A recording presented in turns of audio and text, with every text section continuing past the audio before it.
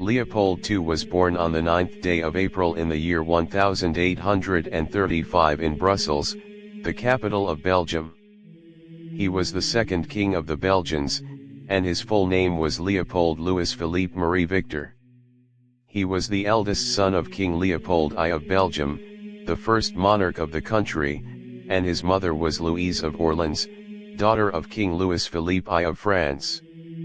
From an early age, Leopold was raised within a royal household that valued power, influence, and the preservation of monarchy. His father had secured the Belgian throne after the nation gained independence in 1830, and young Leopold grew up with a deep understanding of royal authority and responsibility. As a child, he was shy and introverted, but he possessed a burning desire to be remembered as a great ruler, not only of Belgium but of faraway lands that he dreamed of conquering. His education followed the tradition of European royals.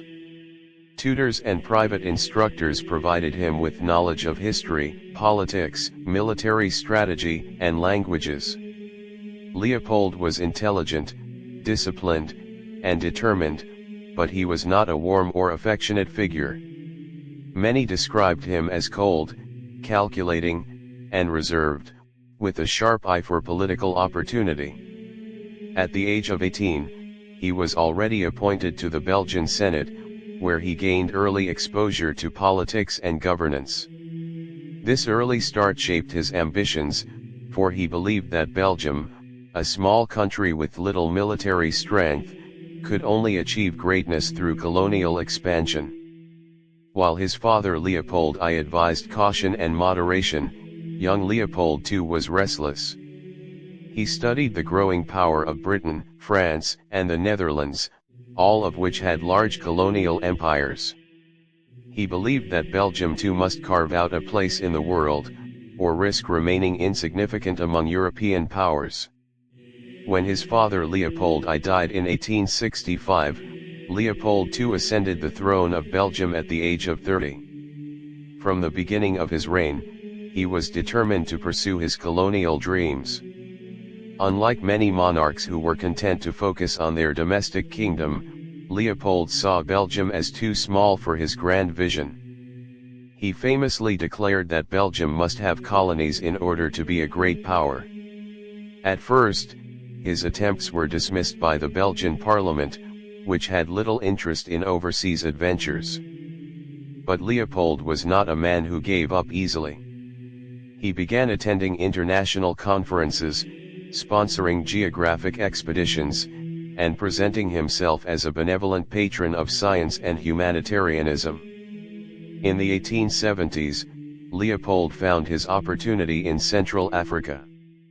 Using the services of the explorer Henry Morton Stanley, who had traveled widely across the Congo River basin, Leopold established a foothold in the heart of Africa. At the Berlin Conference of 1884 to 1885, where European powers divided Africa among themselves, Leopold succeeded in convincing the other nations that he was not acquiring land for Belgium but for humanitarian and scientific purposes. He promised to abolish the Arab slave trade, bring Christianity to the region, and promote trade.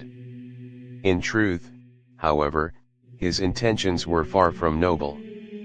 Leopold managed to gain international recognition for his personal control over a massive territory in Central Africa, an area more than 70 times the size of Belgium. This land became known as the Congo Free State, but in reality, it was the private possession of Leopold II. The rule of Leopold in the Congo Free State soon turned into one of the darkest chapters of modern history.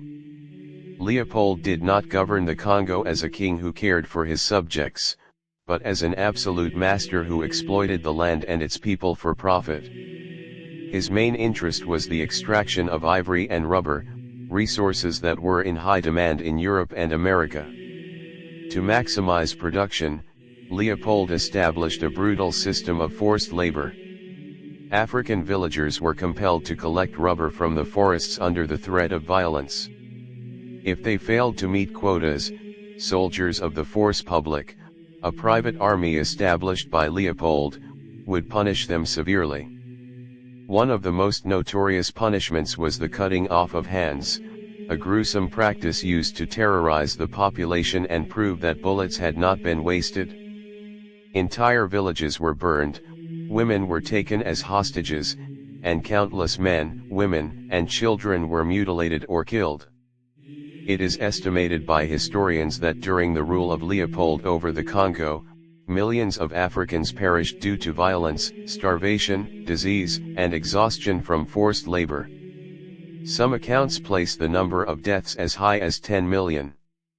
This systematic exploitation and suffering caused by Leopold shocked the world when it was eventually exposed.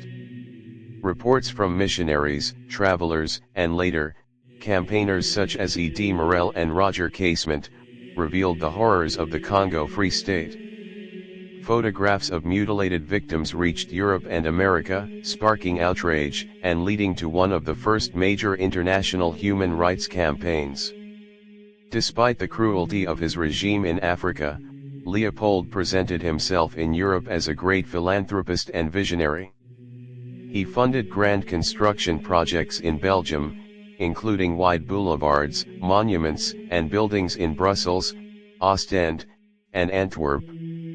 He also invested in the development of parks and public institutions, which earned him admiration among some Belgians. These works were often financed with wealth extracted from the Congo.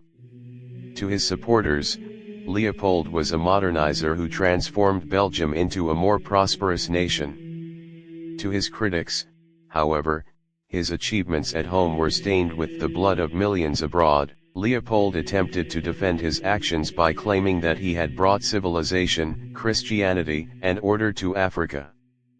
But as more evidence of atrocities emerged, his position became increasingly untenable.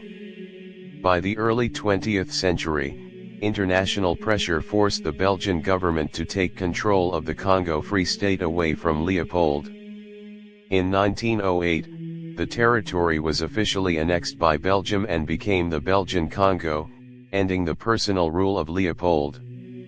For the people of Congo, however, the suffering did not end, as exploitation continued under colonial rule, though with somewhat less brutality than under Leopold's private regime. Leopold II lived the rest of his life in Belgium, surrounded by wealth and luxury, but isolated from the respect and admiration he had once craved. His personal life was also marked by scandal. His marriage to Queen Marie Henriette of Austria was unhappy, and although they had 3 daughters, their relationship was cold and distant. Leopold later became notorious for his relationships with young women, particularly a mistress named Caroline Lacroix, who was much younger than him.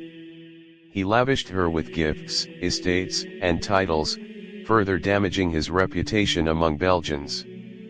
Leopold II died on the 17th of December in the year 1909 at the age of 74. His death was met with little sorrow from the Belgian people, many of whom remembered him as a cruel and self-serving ruler. In fact, when his funeral procession passed through the streets of Brussels, crowds jeered and booed, a rare and humiliating farewell for a monarch. Though he had sought to be remembered as a great king and empire builder, his name instead became synonymous with exploitation, greed, and human suffering. The legacy of Leopold II remains one of deep controversy. In Belgium, some remember the monuments and institutions built during his reign, but for the world at large, he is remembered as the man whose ambitions led to the suffering and death of millions in the Congo. His reign serves as a chilling reminder of the cruelty that can arise when absolute power is combined with unchecked greed.